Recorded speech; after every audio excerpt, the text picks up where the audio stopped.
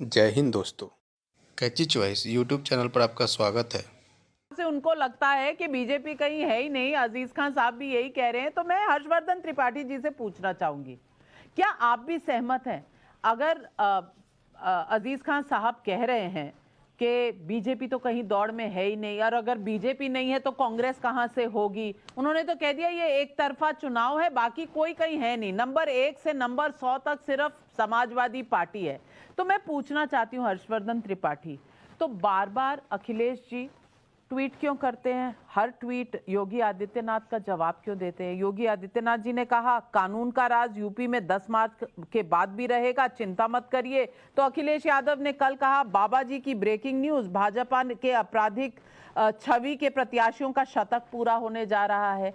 अब अगर दोनों एक दूसरे के साथ एंगेज कर रहे हैं तो इसका मतलब प्रतिस्पर्धा तो है ना कहीं, फाइट तो है ना कहीं। यहाँ आप भी मानते हैं कि 1 से 100 तक समाजवादी पार्टी, बीजेपी कहीं है ही नहीं? नविका, देखिए, मैं जमीन पे ही हूँ चुकी, तो मुझे ये भ्रम नहीं हो सकता है कि लड़ाई जमीन पे कैसे हो रही है। अब दो चीजें मैं बताता हूँ, दर्शक ध्यान से सुने, टाइम्स नाउ नव भारत के, क्योंकि दोनों में तथ्य बताने जा रहा हूँ। करहल, मैनपुरी और गोरखपुर शहर, गोरखपुर की जो सीट है, इन दोनों में बिना संदेह दोनों नेता जीतने जा रहे हैं। न तो एसपी बघेल अखिलेश यादव को कहीं दूर दूर तक हरा पाएंगे, न योगी आदित्यनाथ को, कोई भी लड़ जाए, 2-4 से मिल के लड़ जाए तो भी नहीं हरा पाएंगे। लेकिन दोनों जगह में एक बेसिक फर्क है, और यही बेसिक फर्क भारतीय जनता पार्टी और समाजवादी पार्टी की राजनीति में है। जिन योगी आदित्यनाथ के ऊपर ठाकुरवाद, राजपूत होने, क्षत्रिय, ये सब आरोप लगते हैं, उनकी जिस विधानसभा से वो लड़ने जा रहे हैं वहां 5% से भी कम राजपूत मतदाता है।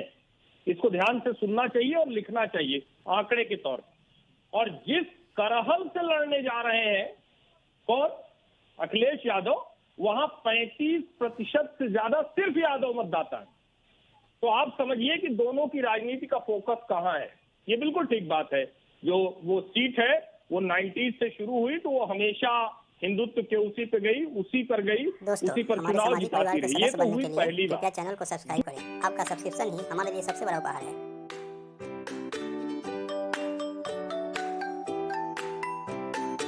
दूसरी जरूरी बात, संयोग से जिस दिन केशव प्रसाद मौर्य को सिराथू में वो खबर आई, वीडियो चला, उस वक्त मैं संयोग से प्रयाग में ही था। अब उसके बारे में चूंकि दिल्ली से बैठ कर नहीं पता चलता है, खबरें आई चली गई, किसी ने कुछ भेज दिया, मैं चूंकि संयोगवश वहीं था।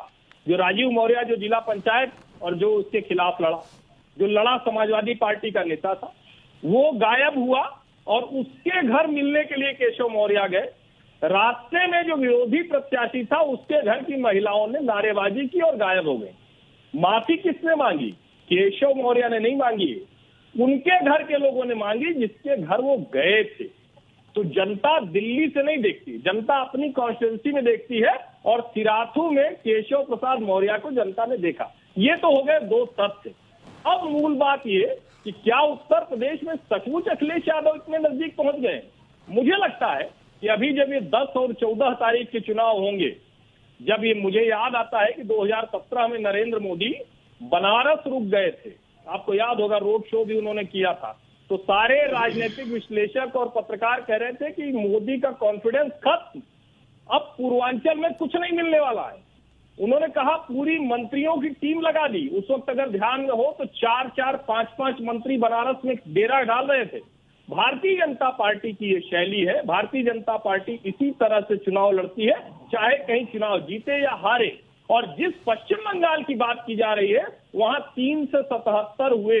तो मुझे लगता है कि बीजेपी की पॉलिटिक्स, बीजेपी के चुनाव लड़ने के तरीके, और उसमें मोदी और शाह का ब्रांड, ये बहुत अलग तरीके से काम करता है। हाँ, एक चीज से मैं सहमत हूं कि अगर कॉन्स्टिट्यूएंसी वाइज कोई वोट खींचने वाला है तो आज भी वो आदमी नरेंद्र मोदी है, और हर कॉन्स्टिट्यूएंसी में 10% अतिरिक्त वोट बना हुआ है, टिका हुआ है।